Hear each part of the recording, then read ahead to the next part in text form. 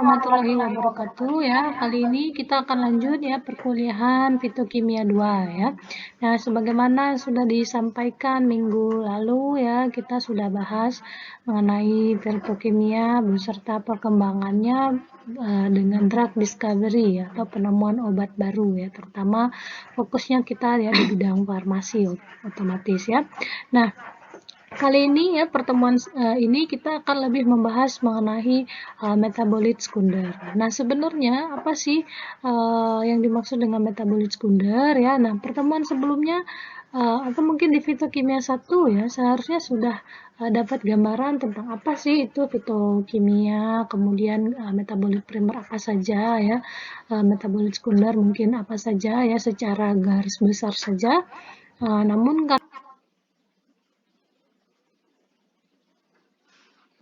ada yang belum, mungkin kita akan ulang sedikit. Nah, minggu lalu juga sudah ada tugas ya mengenai membuat presentasi singkat mengenai metabolit sekunder ya. Nah, ini sebenarnya untuk dapat gambaran umum ya tentang metabolit sekunder itu apa ya, sebenarnya ada di tugas ini. Nah, kita akan coba presentasikan insya Allah di minggu depan ya.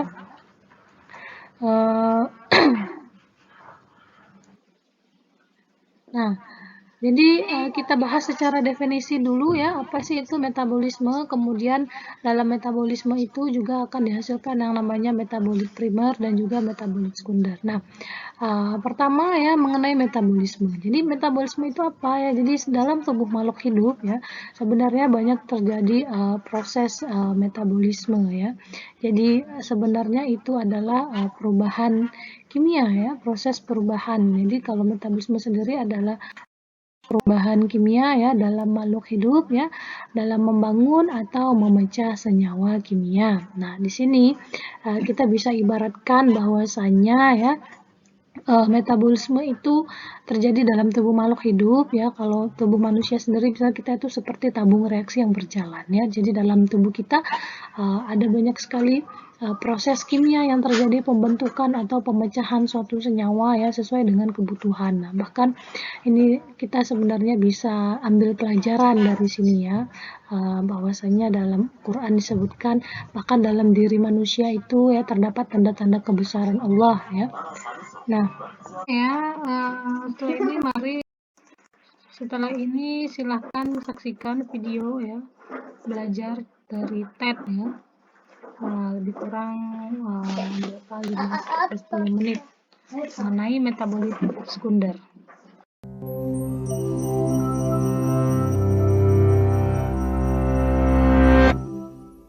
This is a tomato plant, and this is an aphid slowly killing the tomato plant by sucking the juice out of its leaves. The tomato is putting up a fight, using both physical and chemical defenses to repel the attacking insects. But that's not all. The tomato is also releasing compounds that signal nearby tomato plants to release their own insect repellent. Plants are constantly under attack. They face threats ranging from microscopic fungi and bacteria, small herbivores like aphids, caterpillars, and grasshoppers, up to large herbivores like tortoises, koalas, and elephants. All are looking to devour plants to access the plentiful nutrients and water in their leaves, stems, fruits, and seeds. But plants are ready with a whole series of internal and external defenses that make them a much less appealing meal, or even a deadly one. Plants' defenses start at their surface. The bark covering tree trunks is full of lignin, a rigid web of compounds that's tough to chew and highly impermeable to pathogens. Leaves are protected by a waxy cuticle that deters insects and microbes. Some plants go a step further with painful structures to warn would-be predators. Thorns, spines, and prickles discourage bigger herbivores. To deal with smaller pests, some plants' leaves have sharp, hair-like structures called trichomes.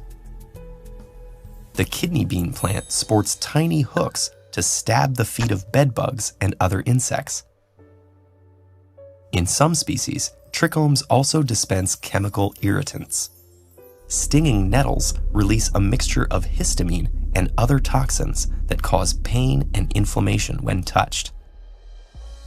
For other plant species, the pain comes after an herbivore's first bite. Spinach, kiwi fruit, pineapple, fuchsia, and rhubarb all produce microscopic needle-shaped crystals called rhaphides. They can cause tiny wounds in the inside of animals' mouths, which create entry points for toxins.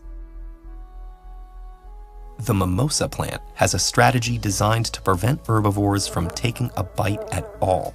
Specialized mechanoreceptor cells detect touch and shoot an electrical signal through the leaflet to its base, causing cells there to release charged particles. The buildup of charge draws water out of these cells, and they shrivel, pulling the leaflet closed. The folding movement scares insects away, and the shrunken leaves look less appealing to larger animals. If these external defenses are breached, the plant immune system springs into action. Plants don't have a separate immune system like animals. Instead, every cell has the ability to detect and defend against invaders. Specialized receptors can recognize molecules that signal the presence of dangerous microbes or insects. In response, the immune system initiates a battery of defensive maneuvers. To prevent more pathogens from making their way inside, the waxy cuticle thickens and cell walls get stronger. Guard cells seal up pores in the leaves. And if microbes are devouring one section of the plant, those cells can self-destruct to quarantine the infection. Compounds toxic to microbes and insects are also produced, often tailor-made for a specific threat. Many of the plant molecules that humans have adopted as drugs, medicines, and seasonings evolved as part of plants' immune systems because they're antimicrobial or insecticidal. An area of a plant under attack can alert other regions using hormones, airborne compounds, or even electrical signals. When other parts of the plant detect these signals, they ramp up production of defensive compounds. And for some species, like tomatoes, this early warning system also alerts their neighbors. Some plants can even recruit allies to adopt a strong offense against their would-be attackers. Cotton plants under siege by caterpillars release a specific cocktail of 10 to 12 chemicals into the air. This mixture attracts parasitic wasps that lay eggs inside the caterpillars. Plants may not be able to flee the scene of an attack or fight off predators with teeth and claws, but with sturdy armor, a well-stocked chemical arsenal, a neighborhood watch, and cross-species alliances, a plant isn't always an easy meal. Did you know there's a TED Ed coloring competition? Once a month, we take select scenes from your favorite TED Ed animations, and we carefully remove their original coloring. We then invite the TED Ed community to recolor the illustrations in a friendly coloring competition hosted on our Patreon page. If you're a participant, send us your best work and you might see it featured on our social media channels, in future TED Ed videos, or if we really like it, on our office fridge. To learn more and to support our work, please visit patreon.com/TEDEd. Thanks for watching.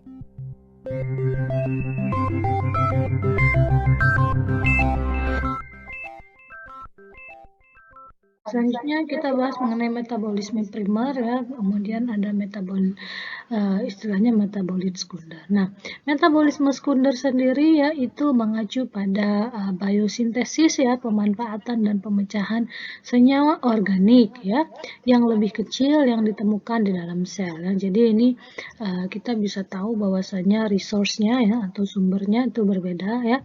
Kalau metabolisme primer mereka menggunakan yang namanya senyawa esensial ya.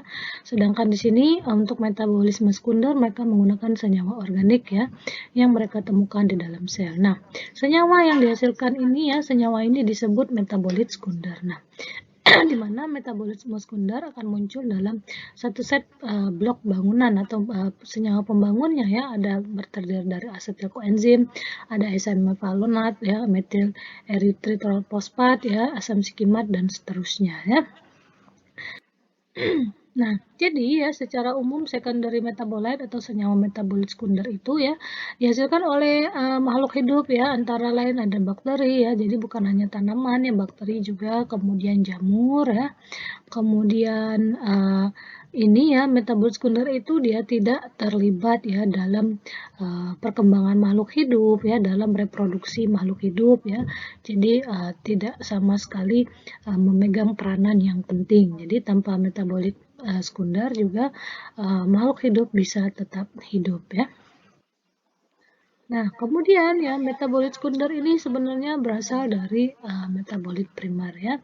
Jadi metabolisme sekunder sendiri, metabolisme primer ya, itu jalur pembentukan dari metabolit primer ya, mulai dari glukos ya sebagai bahan awalnya di sini ya akan dipecah dengan berbagai jalur ya sesuai dengan kebutuhan ya. Jadi mau dibentuk menjadi senyawa apa ya sesuai dengan kebutuhan tubuh makhluk hidup ya.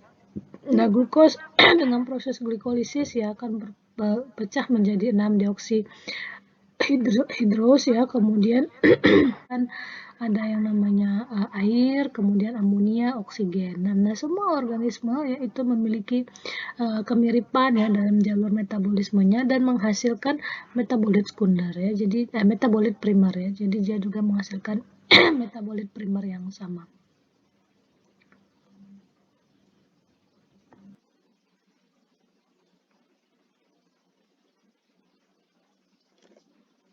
Nah, juga ada menuju pada fosfonat piruvat ya, kecil sekali ya, fosfosinol piruvat ya. Kemudian ada eritroos 4 fosfat. Nah, ini